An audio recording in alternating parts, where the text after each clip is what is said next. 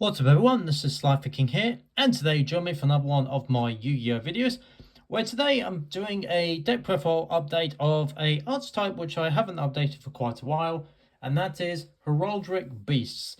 So Heraldric Beast is an archetype which I didn't initially build. It actually took a number of years before I ended up building it, but this is definitely a very Exceed heavy deck. It's very easy to bring out Exceeds in this deck, that's for sure. Like you can spam multiple ones, or you can you can make big boss ones. So yeah, it's actually surprisingly easy to make Exceeds.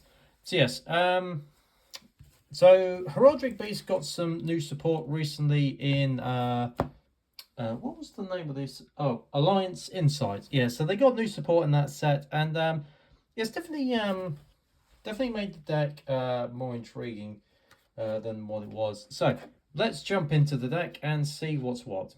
So first off, I'm running 3 copies of Heraldric Beast Leo. Yeah, this is definitely still a free copy of, because it is definitely still a very good card to go for. Basically, what this does is, during the end phase of the turn, this card was normal summon, destroy this card. When this card is sent to the graveyard, add 1 Heraldric Beast monster from your deck to your hand, except Heraldric Beast Leo.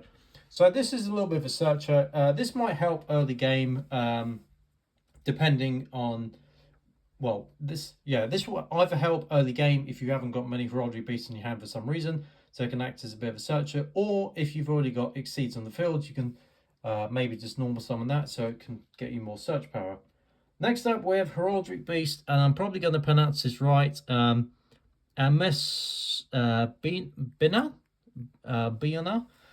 Yeah, I'm butchering that name. So this one is, you can discard one of a Heraldric Beast monsters, special summon this card from your hand. Once per turn, you can discard 1 Heraldric Beast monster. This card gains 800 attack until the end phase of the turn. So you don't really use that second effect, but the first effect is definitely a good one. Like, it just helps get it to the field. And yeah, a lot of these Heraldric Beasts, they do have a special summoning mechanic, so it does make them quicker to go for. Now we get into the new cards. So first off, with Heraldric Beast Griffin. This card is definitely very handy to bring out Heraldric Beast. So this one is, you can send 1 Heraldric Beast monster from your deck to your graveyard, except Heraldric Beast Griffin. Special summon this card from your hand. Also, you cannot special summon from the extra deck for the rest of the turn, except by Exceed summoning. That uses only monsters with Heraldric Beast or number in their original names as material. Can be treated as 2 materials for an Exceed summon of a number Exceed monster that requires 3 or more materials. So yeah, that right there is a really handy second ability. That this acts as 2 tributes for a number monster that requires 3 or more. And there's actually quite a few monsters in this deck which have that ability. So yeah, this makes this a really good card to have. So next up, we have 3 copies of the other new Heraldric Beast. This is Heraldric Beast Stad Whale. I think I'm pronouncing that right. So with this one, if this card is normal or special summon, you can discard 1 card, add 2 Heraldry spells/traps from your deck to your hand. You can banish this card from the graveyard, then target 2 Heraldric Beast monsters in your graveyard with the same name. Special summon them in defense position. Also, you cannot special summon from the extra deck for the rest of the turn, except by Exceed summoning that requires Heraldric Beast or number in the original name as material. So yes, this is another good search as well for your Heraldric Beast spell and traps. It can also help bring out more Heraldric Beasts to span the field, which is also very good. So then we have some of the other Heraldric Beasts. Next up, I'm running 2 copies of Aberconway. I believe that's how you pronounce it. I could be wrong. So if this card is in the graveyard, you can you can banish another Heraldric Beast and a Conway from the graveyards to target 1 Heraldric Beast monster in your graveyard. Add that target to your hand. You can only use the effect of this card once per turn. So yeah, it's another good card to have 2 of. I feel like it does come in handy. Next up, we have definitely probably one of my favorite Heraldric Beasts, and that is Ali. Ela. I'm butchering that name, so yes. Basically, it's just this. If you control 2 or more heraldry-based monsters, you can special summon this card from your hand. So yes, and considering how many cards you can special summon with the heraldric beasts, this card is definitely free of, because you can just very easily get that onto the field. And to wrap up the heraldric beasts, I have 2 copies of Unicorn, and finally I've got 1 copy of Basilisk. So this one used to be at multiple copies, but because it doesn't really have a special summon ability, it's kind of the odd one out when it comes to the monsters now. And of course, because every deck pretty much runs this card, I'm running 1 Ash Blossom and Joyous Springs. So there is the monsters for the deck. Now it's time to get on to the spells. And there is quite a few, I'm not going to lie. So first up, we have 3 copies of Advanced Heraldry Art. This one allows you to bring out more heraldries to the field, because you target 2 heraldric beast monsters in the graveyard, special summon both those targets. Immediately after this card resolves, exceed summon 1 exceed monster using those 2 cards only. So I wonder if you bring 2 copies of Griffin onto the field using this card, that allows you maybe to go for an exceed monster which requires 4, possibly. I'm not sure how the ruling works on that, but that might be possible. Next up, we have Charged Up Heraldry. This is another card which helps you special summon heraldric beast monsters. So tribute 1 monster, special summon 2 heraldric beast monster from your deck in defense position. This one actually works quite well with Leo, because when Leo is tributed, okay, no, never mind, forget that last bit. I thought it was tributed, but it's just the end of the turn. But yes, another good card to bring out more heraldric beast monsters just to spam the field. So another card to have 3 of. Next up, we have augmented heraldry.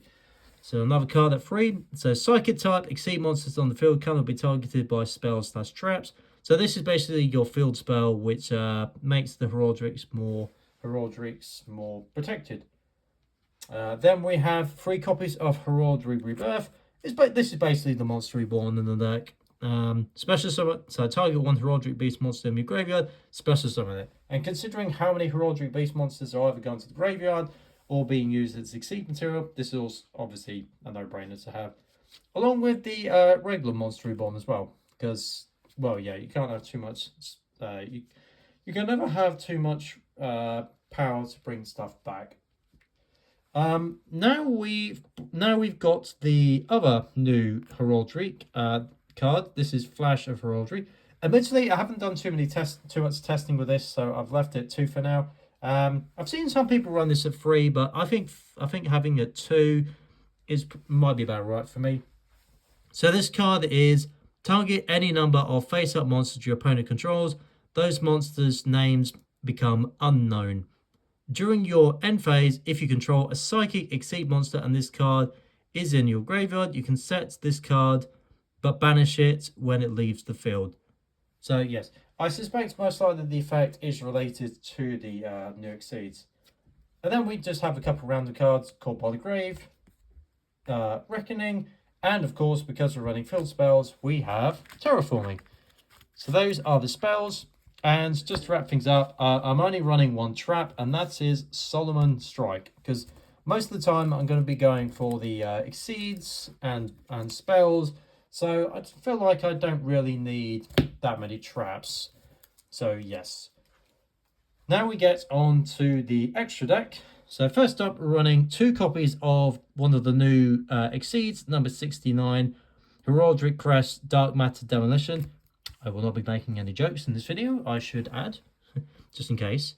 So this card cannot be destroyed by battle or card effects. Once per turn, quick effect.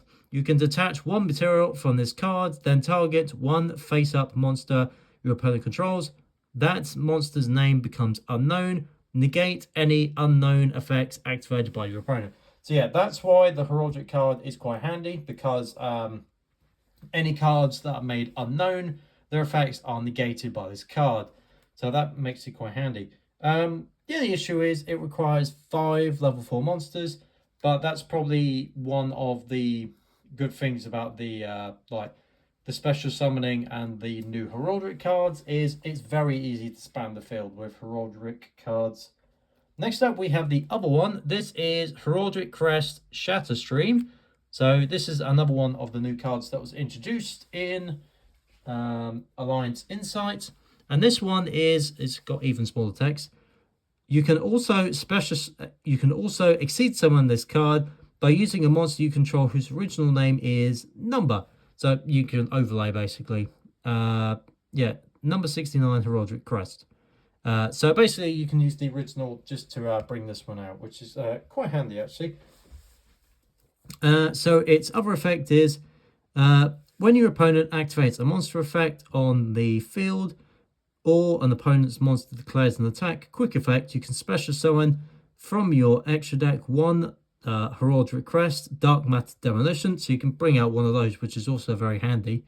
By using this face-up card your opponent controls as material. Then destroy the opponent's monster. So yeah, so it kind of works as a chain. Obviously, I do have one copy of number 69, but the only reason I'm running one is because it's actually fairly easy to bring both of these out. So that's the only reason I'm running this one, so maybe to go into that one, to go into that one. But it is actually quite easy to bring out that. Yes. The other Heraldric number I'm running is SliferKing Yugioh Heraldic. I probably am pronouncing that badly. But yeah, this is a card which I have liked using in Heraldrics for quite a while. So I've definitely kept that too. Along with number 18, Heraldric Patriarchy. I might be mispronouncing that. So yes, I do generally like the rank 4s, number 8 and number 18. Yeah, just two cards which I generally like. And to wrap up, we've got a couple of generic Exceeds. We've got Dark Rebellion Exceed Dragon, because, I mean, rank 4s, and this is my favourite, Exceed. So, yes, had to include it. Then we got one copy of 39 and S39 Utopia the Lightning. We've got one copy of Tornado Dragon, and because we're running quite a few beast monsters, I've got a Diamond Direwolf as well. So yes, there is the extra deck, and there is the deck profile overall for Heraldrics. What do I make of the Heraldrics, of the Heraldric decks? If you're a fan of Exceeds, if you're a fan of Exceed summoning, this is a really fun art style to use. It's not really that expensive. Yeah, it's pretty budget, I'd say. A lot of the cards are fairly cheap to get. So yeah, and it's just really easy to spam the field with Exceed monsters. So yeah, it took me a while to build it, but I am happy I built it. And is it arguably my favorite Exceeds archetype deck? I'm just trying to think. So the other ones I've got is ZWs, aka the Utopia deck, which is also getting new support technically in the next set. Then you've got Evertiles. Then you've got Trap Tricks, arguably. Maybe. You got Modolce. Ooh, Modolce's is a good one. Ooh, yeah, that's a tricky question. I'm not going to answer that actually, because yeah, now that I think about it, there is a lot of good Xyz art starts that I like. So yes. One last thing to wrap up this video. Am I likely to be doing any more deck profiles soon? I think that's unlikely for a couple of reasons. One, apart from the new Dragon Maid support, which is coming out in Battles of Legend in the next few weeks, there isn't. Oh, and Gem Knights actually. Ooh, yeah, Gem Knights. Okay, so maybe the first reason isn't correct, but the second one is more valid. But I will be going over that in a update video, which I have planned in the next week or so. So yes. But it's unlikely that I will be doing any more deck profile videos in the near future. Yes. So I hope you've enjoyed this video. If you did, then please make sure to like this video and subscribe to know when my newest videos will be coming out. Hope you've enjoyed, and for now, this is SliferKing signing out.